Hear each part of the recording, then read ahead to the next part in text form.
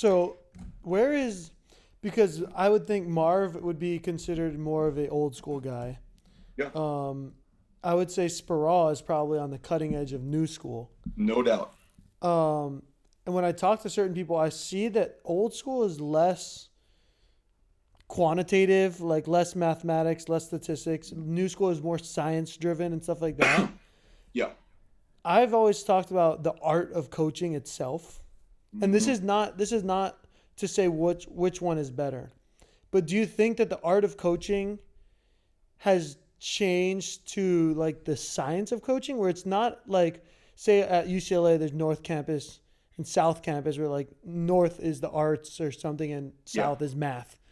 And it's moved from more of like an art about getting the best out of your kids and like not necessarily crunching numbers. Like you have a statistician for that. Mhm. But that's not what's pushing the team to nowadays. Even like in baseball, you see how heavy statistics are going on, and the mathematics and at the top levels are insane.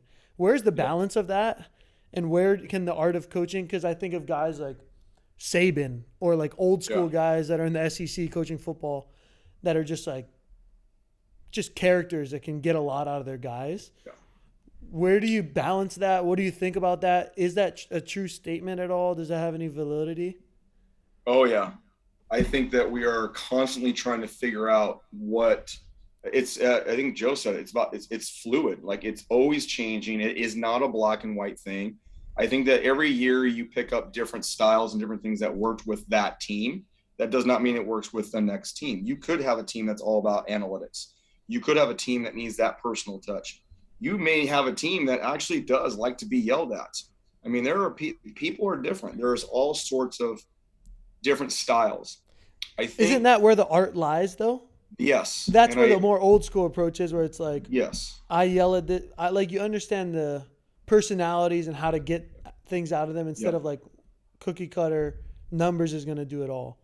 If you're yelling at a player, you should earn the right to yell at that player. Like there should not be that player should never walk away and say, feel like that was a personal attack.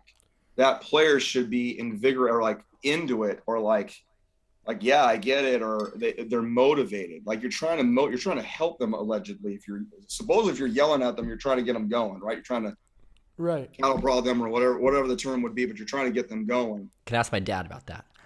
Yeah, but I'll tell you what, here's the interesting part. So your dad would be considered old school, right? I mean he's just like To a a T. hardcore old school, but those kids that played for him knew that he cared and still do.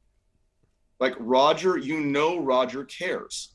And if you know that a coach cares, then you will be willing to quote unquote run through the brick wall if you believe in the vision and it's consistent, it's whatever. The problem that coaches have is if you're going to be a jackass, then be a jackass. But don't be a jackass and be a nice guy and then be a this guy and then be a that guy. No, if you're a jackass, be a jackass. If you're a numbers guy, be a numbers guy. Like give the players a consistency where they can know where you are and how to feed off of you. And you know when coaches have massive impacts on their programs because the kids start acting and walking and talking like those coaches.